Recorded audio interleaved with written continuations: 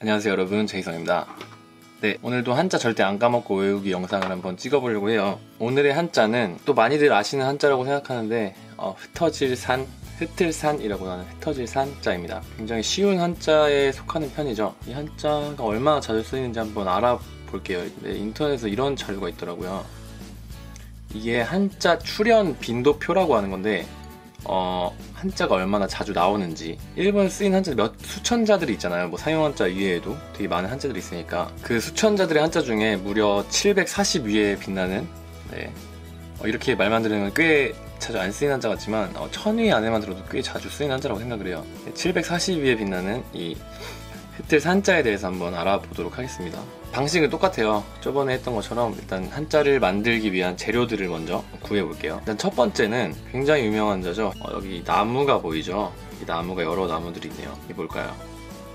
네, 바로 숲입니다. 숲. 여러분 나무 목자는 다 아시죠? 그래서 이 나무 목자가, 이 나무가 두 개 합쳐져서 림자가 됩니다. 숲을 림자가 됩니다. 다 아시는 한자죠. 한번 이것도 일본어에서 어떻게 쓰이는지 한번 알아볼게요. 일단은 이렇게 한국식 뜻과음은 숲을 림자가 되고요. 원래 또 일본에서 원래 숲이라는 말을 쓰던 말이 있었겠죠. 그 일본어가 바로 하야시라는 말입니다. 하야시라는 말이 있었는데 야인시대 하야시 아닙니다. 이 하야시가 거기다 한자를 갖다 붙이게 돼서 이제 하야시를 이렇게 숲을 림자를 써놓고 하야시라고 읽게 되는 겁니다. 그리고 똑같이 음독이 있겠죠. 음독은 되게 발음이 비슷해요. 음독 방법이 한국이랑 되게 다른 비슷한 음독 방법이 많은데 이것도 그 중에 하나예요. 린이라고 읽게 되죠. 린. 우리가 많이 쓰는 말인 산림. 한자어겠죠, 먼저. 산림. 이라고 쓰고 읽을 때도 산림. 이라고 읽게 됩니다. 네, 어렵지 않죠? 네, 그럼 다음 재료로 한번 넘어가 볼게요. 굉장히 귀여운 그림이 나올 겁니다. 네. 돼지가 한 마리 보이네요. 네, 이게 고기죠. 우리가 돼지고기를 많이 먹잖아요. 삼겹살을. 이 귀여운 돼지. 고기는 이렇게 한자에서 고기 육자가 됩니다. 네, 그래서 이 고기 육자도 한번 알아보면은 마찬가지로 한자로 쓸 때는 이렇게 쓰게 되고요. 한국식 뜻과 음은 고기 육이 되고, 이거는 좀 특이하게 훈독이 없어요. 훈독이 없고 음독만 있습니다. 우리가 많이 쓰는 말이 뭐가 있죠? 육식. 뭐 육식 동물 할 때 육식 할 때 육식을 니끄 쇼크, 니끄라고 읽게 됩니다. 이렇게 쓰게 되고요. 항상 음독끼리만 이렇게 읽는 건 아니에요. 되게 좀 특이하게 뭐 훈독하고 음독이 짬뽕이 돼서 나올 때도 있거든요. 예를 들면 여러분 많이 아시는 구워 먹는 고기를 야끼니쿠라고 하잖아요. 야끼니쿠 같은 경우는 야쿠가 이제 이 소자죠. 굽다라는 뜻을 가진 야쿠에다가 이 훈독과 고기의 음독이 합쳐서 야키니쿠라고 이렇게 읽는 경우도 있습니다. 굉장히 많이 들어봤죠, 야키니쿠는. 이래서 이제 니쿠라고 읽는다는 거를 알아두시면 될 것 같아요. 그리고 중요한 걸 빼먹을 뻔했네요. 고기 육자는 한자 안에 붓으로 들어갈 때는 달 월자랑 똑같이 쓰이는 경우가 많아요. 이렇게. 그래서 이게 모양은 달 월자지만 달을 의미하는 게 아니라 고기를 의미한다는 걸 기억해 두시면 좋을 것 같습니다. 그러면 이제 재료 준비는 끝났고요. 오늘의 한자, 산자를 한번 만들어 보겠습니다. 네, 하나의 그림을 또 보여드릴 텐데요. 네, 바로 이런 그림입니다. 여기 뒤에 숲이 이렇게 있고, 그 앞에는 이렇게 고기가 보이네요. 고기가 있고, 이건 저번에 했던 한자죠. 몽둥이 들고 있는 오른손. 네. 이게 기억이 안 나시는 분들은 전 영상을 참고해 주시면 좋을 것 같고요. 네, 그렇게 해서 이런 자가 됩니다.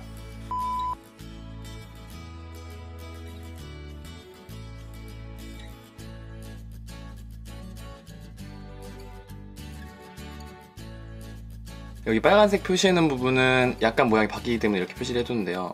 실제로 한자를 쓸 때는 이제 이렇게 쓰게 되겠죠.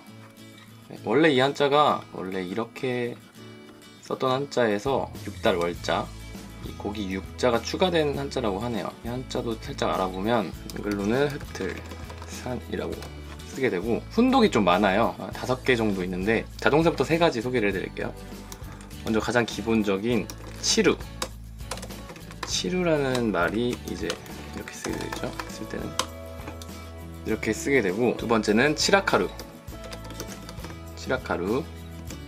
흩을 산자를 넣어서 치라카루라고 쓰게 되고, 세 번째는 치라바루. 이를 마찬가지로 흑틀 산자 넣어서 치라바루 이렇게 쓰게 됩니다. 뭐 간단하게 뜻을 알려드리자면 치루는 이제 쓰임이 조금씩 다르긴 해요. 치루는 주로 꽃이 지다 할 때 지다, 꽃이 흩어지다, 광범위하게 되게 제멋대로 막 흩어지는 느낌 있죠. 그래서 하나가 치루라고 할 때 많이 쓰고요. 치라카루는 이제 방이 어지러지다, 해야가 치라카루 이런 식으로 쓰게 되고, 치라바루는 좀 더 치루랑 거의 비슷한 의미인데